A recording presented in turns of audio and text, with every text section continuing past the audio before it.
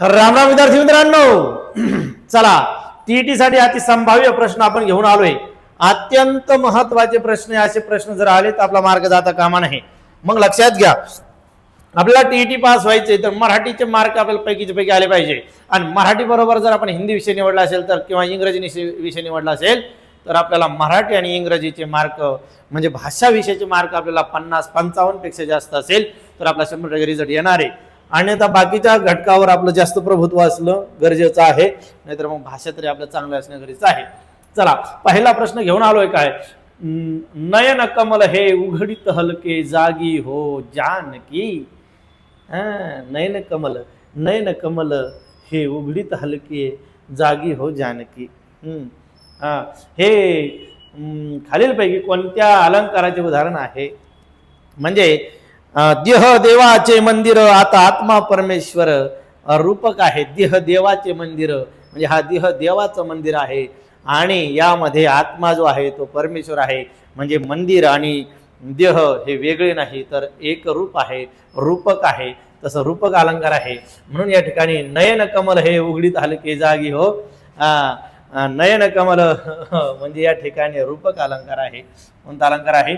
रूपक. रूपक रूपक एक रूपता. उपमेय आणि उपमान यांच्यामध्ये भिन्नता नसून ते एक रूप आहे असे ज्या ठिकाणी दाखवले जाते त्याला म्हणतात रूपक अलंकार.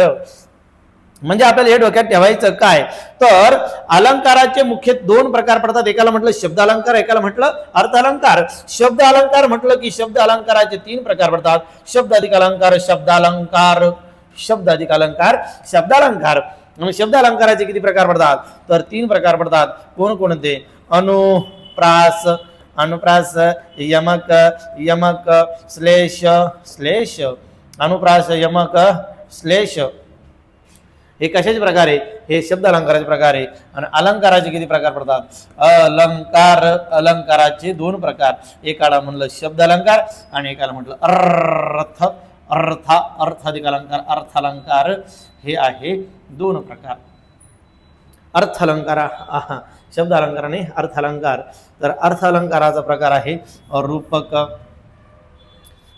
बाकीच्या बद्दल काही बोलत नाही. दृष्टांत लहानपण रेगा देवा, मुंगी साखरेचा रवा ऐरा होत रत्न थोर, त्याशी अंकुशाचा मार दृष्टांत आहे. अनन्वय अलंकार. अनन्वय सांगतो उपमेयाला उपमा देण्यासाठी. उपमा भेटत नाही तेव्हा उपमेयाला उपमेयाचीच उपमा दिली जाते. जशी आई सारखी मायाळू आईच आहे, आईला आईची उपमा दिली जाते, तो अनन्वय असतो. उपमा अलंकार. सम समान सारखे परिपरिस प्रमाणे गत.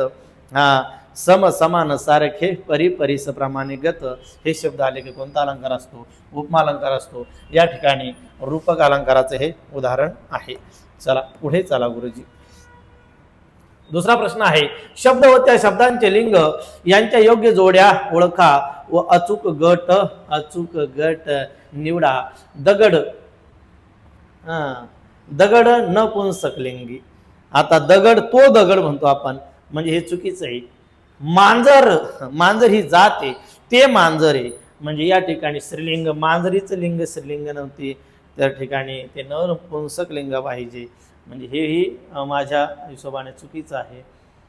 कोनाडा पुलिंग, माती स्त्रीलिंग म्हणजे ब आणि ड बरोबर आहे. ब आणि ड बरोबर. चला, ब आणि ड बरोबर. फक्त ब आणि ड बरोबर. चला पुढं. प्रश्न क्रमांक. चोर भय हा कोणत्या प्रकारचा सामासिक शब्द आहे? चोर भय, चोरापासून भय. चोर भय, चोरापासून भय. संकटमुक्त, संकटातून मुक्त. म्हणजे या ठिकाणी पंचमीचे प्रत्यय लागते. कोणतं? पंचमी. चोर भय, चोरा पासून ऊन, हुन, हुन, हुन, चोरापासून भय, तो चोर भय. म्हणून या ठिकाणी पंचमी कोणती आहे? पंचमी तत्पुरुष. चला, म्हणजे समासाचे 4 प्रकार पडतात. एकाला म्हटलं अव्ययीभाव समास, अव्ययीभाव समास, तत्पुरुष समास, द्वंद्व समास आणि बहुव्रीही समास. मग अव्ययीभाव समासामध्ये आ यथाप्रती हे संस्कृत उपसर्ग लागून तयार झालेला प्रत्येक शब्द अव्ययीभाव समासाचं उदाहरण असतो. त्याच पद्धतीने मराठी शब्दाची द्विरुक्ती होऊन तयार झालेले शब्द अव्ययीभाव समासाचं उदाहरण असतो. आणि हर बर दर बिन बेला गैर बे हे फारसी उपसर्ग लागून तयार झालेले शब्द अव्ययीभाव समासाचं उदाहरण असतो. चला, तत्पुरुष समासाचे 7 प्रकार पडतात, द्वंद्व समासाचे 3 प्रकार पडतात आणि बहुव्रीही समासाचे 4 प्रकार पडतात. सविस्तर शिकायचे तुम्हाला तर घे भरारी हे आपलं ॲप आहे. घे भ बी चे भ रा री भरारी, खाली पटकन येतं डोळे गुरुजी. हे आपलं ॲप घ्या. या ॲपवरती तुम्हाला सध्या उद्याच्या दिवस 6 जूनपर्यंत ऑफर ठेवलेली आहे. फक्त 50 रुपयामध्ये कोणती बॅच घ्या, शुद्धलेखन कोर्स घ्या, व्याकरण कोर्स घ्या, संपूर्ण व्याकरण रेकॉर्डेड बॅच आहे. तुमच्या वेळेनुसार कितीही वेळा कुठेही कसेही ऐकू शकता, पाहू शकता. चला मग पुढे चालायचं. पुढं चेंज. आता या ठिकाणी पुढचा प्रश्न 4 नंबरचा आपला येतोय. खालीलपैकी कोणते नाम साधित शब्दयोगी हवे आहे? नामसाधित म्हटलं त्यांनी, नामसाधित शब्दयोगी हवे. नामसाधित म्हणजे नामाला लागून आलेले सम सम आतून विना मुळे मुळे रामामुळे काकामुळे बाबामुळे आबामुळे मुळे मुळे नामसाधित यायला पाहिजे. चला, शब्दयोगी अव्यय, शब्दाचा अव्ययाशी योग घडून तयार होणारा शब्द त्याला शब्दयोगी अव्यय म्हणतात. शब्दाचा अव्ययाशी योग घडतो म्हणजे काय? पुढे हे अव्यय आहे आणि ते घर या नामाला लागून आलं, घरापुढे शब्द तयार झाला, याला म्हणायचं शब्दयोगी अव्यय. शब्दाचा अव्ययाशी योग घडून तयार होणारा शब्द म्हणजे शब्दयोगी अव्यय. काही अवघड नाही. डोळे गुरुजी आले हो, अवघड सोपे झाले हो. चला, दे दनादंदन का. वारी राशी या शब्दाचा समानार्थी शब्द कोणता? वारी राशी, वारा वस्र रसिक समुद्र. आता वारी राशी समानार्थी विरोधार्थी शब्द समुदर्शक म्हणी हे वाचत राहणं गरजेचं आहे. तो वाचनाचा भाग आहे, त्याच्याबद्दल आपण काही विशेष स्पष्टीकरण देऊ शकत नाही. चला, समुद्र वारी राशी. आता या ठिकाणी काय म्हटलंय? या ठिकाणी म्हटलं खालीलपैकी कोणती संधी योग्य आहे? संधी होतो. संधी शब्दाचं लिंग ती संधी म्हणायचं नाही, तो संधी म्हणा. तो संधी होतो. संधीचं लिंग पुलिंग म्हणायचंय, स्त्रीलिंग म्हणायचं नाही. ती संधी म्हणायचं नाही, तो संधी म्हणा. परीक्षा परी अधिक इक्षा. या ठिकाणी लक्षात घ्यायचं, परी अधिक इक्षा रस्वई अधिक दीर्घई बरोबर दीर्घई तयार होतं. म्हणजे या ठिकाणी दीर्घत्व संधी, सजातीय स्वर संधी, दीर्घत्व संधी तयार झाली आहे. मग परीक्षा शब्द तयार झाला. परीक्षा नेहमी लक्षात ठेवायचं, शुद्ध शब्द परीक्षा. परीक्षा इथं दुसरी वेलांटी आहे, मग परी अधिक इक्षा काय तयार झालं? परीक्षा. 3 नंबर संधी आहे. संधीचे 3 प्रकार पडतात: स्वर संधी, व्यंजन संधी, विसर्ग संधी. स्वर संधी, व्यंजन संधी, विसर्ग संधी आणि मराठी संधीचे 2 प्रकार, एक पूर्वरूप संधी आणि एक दुसरं पररूप संधी. पूर्वरूप पररूप. आता स्वर संधीमध्ये लक्षात घ्यायचं, सजातीय स्वर संधीचे 5 आदेश आहे.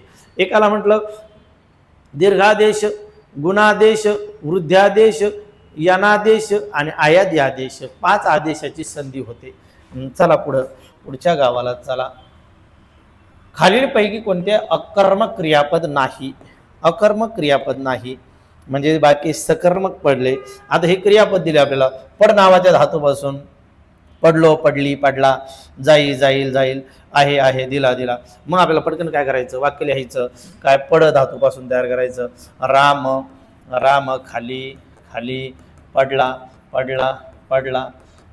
पडणारा कोण आहे? राम. पडण्याची क्रिया कोणावर घडली? रामावरच घडली. म्हणजे या वाक्यामध्ये कर्म नाही. म्हणजे हे वाक्य कसं आहे? अकर्मक क्रियापद नाही. म्हणजे हे अकर्मक आहे. आपल्याला नाही पाहिजे, म्हणजे उत्तर काय? हे नाही. पुढं चला. राम गावी जाई. राम गावी जाईल किंवा गावाला जाईल. चला, आता या ठिकाणी जा एक अक्षर जातोय. म्हणजे या ठिकाणी लक्षात घ्यायचं, जाणारा कोण आहे? राम. जाण्याची क्रिया रामावर घडली. म्हणजे या ठिकाणी जाईल पण हे अकर्मक क्रियापद आहे. म्हणजे याच्यातही कर्म नाही. त्यांनी सांगितलं अकर्मक नाही सांगायचं आपल्याला. मग आहे. चला, राम हुशार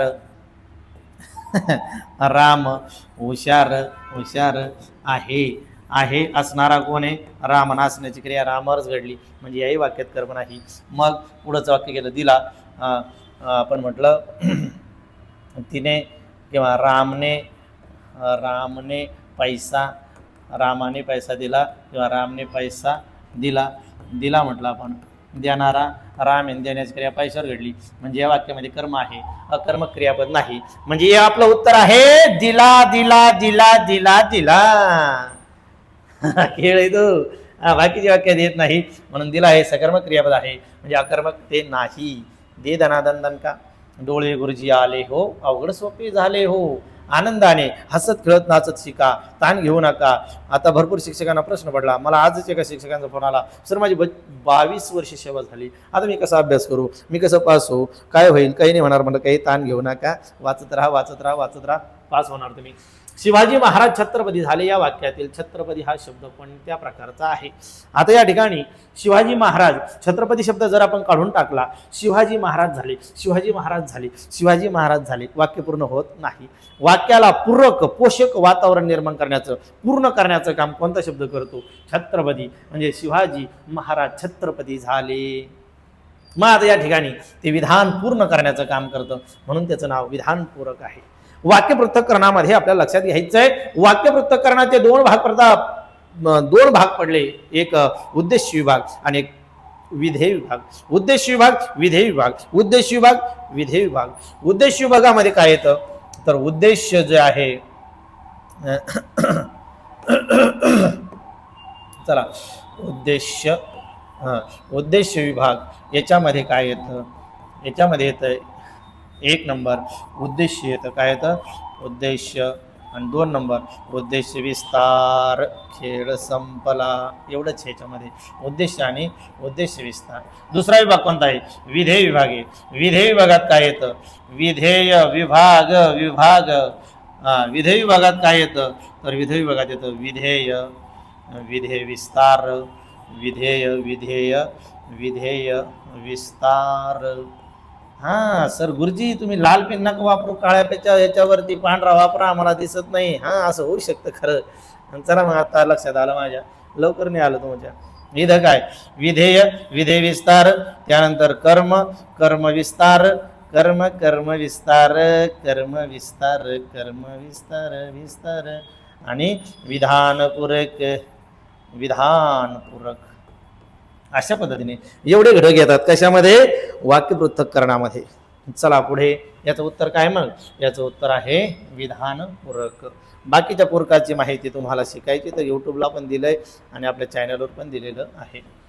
पुढचा प्रश्न आहे, सूर्यास्त झाला या वाक्यातील सूर्यास्त शब्द कोणत्या शब्दशक्तीमध्ये मोडतो? आता सूर्यास्त झाला सरळ म्हटलंय, सूर्यास्त झाला म्हणजे या ठिकाणी सरळ साधा अर्थ घेतला आपण, सूर्य मावळला. वाच्यार्थ, उच्चार्थ शब्दाच्या 3 शक्ती आहे, अभिधा, व्यंजना, लक्षणा. उच्चारानुसार जो अर्थ असतो त्याला वाच्यार्थ, उच्चार्थ, वाच्यार्थ म्हणा. तर आपलं जर सरळ साधा या ठिकाणी अर्थ घ्यायचा आहे आपल्याला, तर काय घ्यायचं आहे? सूर्यास्त झाला, मग याला अभिधा म्हणा, उच्चार्थ म्हणा. आपण त्यांचा आता सूर्यास्त झाला, मग असं म्हटल्याच्या नंतर डायरेक्ट बदलून जाईल, मग त्याचा तिथं आपल्याला अर्थ वेगळ्या पद्धतीने घ्यावा लागेल. तर तो आपल्याला वेगळ्या पद्धतीने घेता अभिधा घ्या. चला पुढे,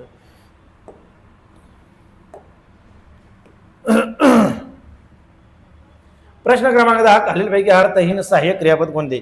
अर्थहीन सहाय्यक क्रियापद म्हटलंय आपण, अर्थहीन, अर्थहीन.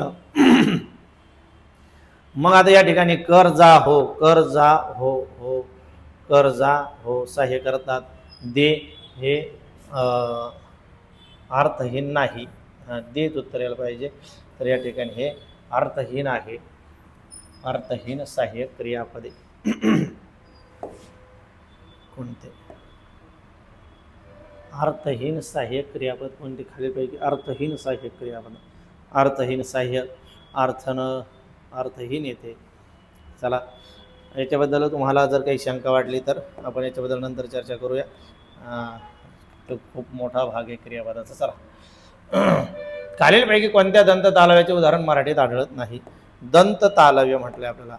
तालव्य आणि दंत तालव्य कशाला म्हणायचं लक्षात घ्या. तालव्य आणि दंत तालव्य, तालव्य आणि दंत तालव्य. आता जर या ठिकाणी आपण म्हटलं त थ द द च, ते दंत्य होतंय. आपल्याला तालव्य म्हटलं, तालव्य. मग तालव्य कोण आहे? च च छ ज झ अन च छ ज झ अन यांना काय म्हणायचं? तर यांना म्हणायचं तालव्य.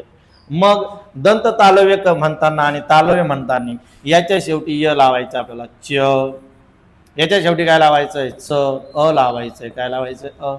मग इथं उच्चार कोणाचा होतो?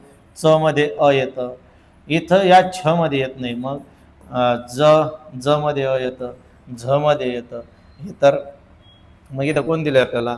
तर हां, दंत तालव्याचे उदाहरण मराठीत आढळत नाही. याचं उदाहरणच नाही आढळत. अ लावून अ, छ, छत्री म्हणतो आपण, छ गण म्हणतो, छा या म्हणतो, पण या ठिकाणी छ अ लावून होत नाही. म्हणजे आपलं उत्तर काय पाहिजे? 2 पाहिजे. चला पुढे 12 नंबरचा प्रश्न आहे. पुढीलपैकी बरोबर वाक्य निवडा. खालीलपैकी बरोबर वाक्य निवडा. काय आता वाक्य आपल्या समोर वाक्य दिलेले आहे. काय वाक्य दिले पटकन सांगा गुरुजी. काय सांगितलं वाक्य आपल्याला? की मराठी वर्णमालेत 4 अनुनासिके आहे. असं होणारच नाही. मराठीमध्ये अनुनासिके किती आहे? 5 आहे. मराठी गुरुजी याला चूक म्हणा ना, बरोबर काय म्हणतात? मराठी वर्णमालेत 5 अर्धस्वर आहे, अर्धस्वर 4 आहे. म्हणजे हे चूक आहे. अर्धस्वर कोणकोणते? य व र ल हे अर्धस्वर आहे. अनुनासिक किती? हे 5 आहे. कोणकोणते? याला म्हणा ग, याला म्हणा अन, याला म्हणा न, याला म्हणा न, याला म्हणा म. हे 5 काय? अनुनासिक आहे. त्यानंतर मराठी वर्णमालेत 4 उसमे, 4 नाही 3च उसमे. कोणकोणते? याला म्हणा श, याला म्हणा श आणि याला म्हणा स.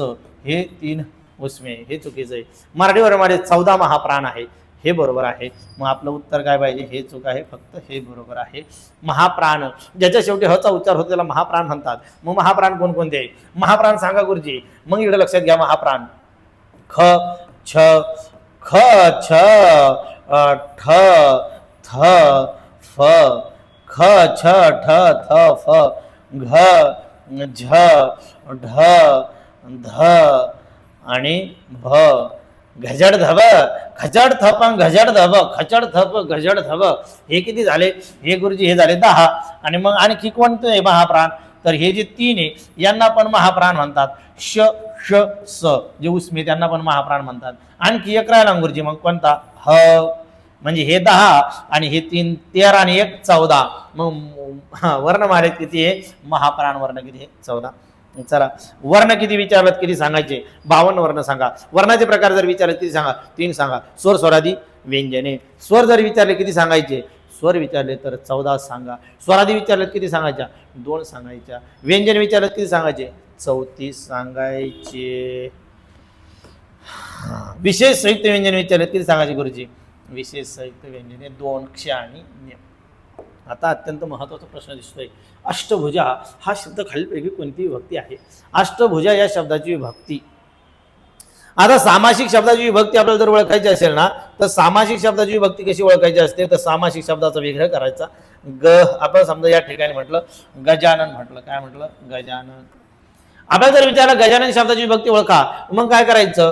गजाचे आहे आनन जाला असा. आता या ठिकाणी गजाचे आनन इथं विभक्ती ओळखायची नसते, तर सामासिक शब्दाची विभक्ती ही या ठिकाणी ओळखायची असते. संबंधी सर्वनामाला नेमकं कोणत्या विभक्तीचं प्रत्यय लागलं? तर या ठिकाणी तोंड आणलेलं आहे, तोंडाची भेट झालेली कोणासोबत? गज, गज म्हणजे हत्ती, हत्तीचं तोंड आणून बसवलेलं आहे. म्हणून या ठिकाणी उत्तर काय पाहिजे? चतुर्थी. मग तसंच या ठिकाणी अष्टभुजा 8 आहे भुजा जिला 8 आहे. 8 आहे भुजा म्हणजे हात, भुजा म्हणजे हात. 8 आहे भुजा जिला, जिला मग तिला जीचे तर म्हणता येणार नाही, पण 2 पद्धतीने करता येईल. 8 आहे भुजा जीच्या, जीचे हात. तर योग्य उत्तर जे आहे तर चतुर्थी येतं. काहींचं म्हणणं असं येऊ शकतं की षष्ठी येऊ शकतं, पण बहुतांश 100% आपलं उत्तर चतुर्थीच म्हणावं लागेल. सामासिक शब्दाची विभक्ती ही संबंधी सर्वनामावरून ओळखायची असते. चला गुरुजी पुढं 14 नंबरचा प्रश्न आहे, त्याला कधी मारले जाईल याचा नियम नाही. कधी मारले जाईल म्हणजे शक्य सांगितलेलं आहे, शक्यता आहे, कधी मारण्यात येऊ शकतं, त्याला कधी सोडण्यात येऊ शकतं, शक्यता आहे, शक्य आहे, सारे भावेच प्रयोग दिलेले. मग डायरेक्ट म्हणा त्याला काय, शक्य व्हावे, शक्य व्हावे, शक्य व्हावे. चला शक्य व्हावे या ठिकाणी आपल्याला लक्षात घ्यायचंय, शक्य व्हावे. पुढे शक्य व्हावे. गुरुजी याला पुढे करा, वर घ्या, नाही ना चेंज. मंडईत आज खूप आंबा आला या वाक्यातील आंबा या शब्दाचे वचन ओळखा. आता मंडीमध्ये मंडईत म्हणतो आपण, खूप आंबा आला. आता खूप आंबा आला, आला म्हणजे विपुलता दर्शक आहे, पण जर वचन म्हटलं तर आपण काय आहे, एक वचन आहे. विपुलता दर्शक एक वचन, विपुलता दर्शक एक वचन, विपुलता दर्शक एक वचन. पोलिसांनी चोराला पकडले या वाक्यातील काळ ओळखा. आता लक्षात घ्या, काळ जर म्हटलं आपण तर काळाचे किती प्रकार आहे, 3 प्रकार आहे. वर्तमान काळ, भूतकाळ, भविष्यकाळ. साधा काळ आला तर एकच क्रियापद असते.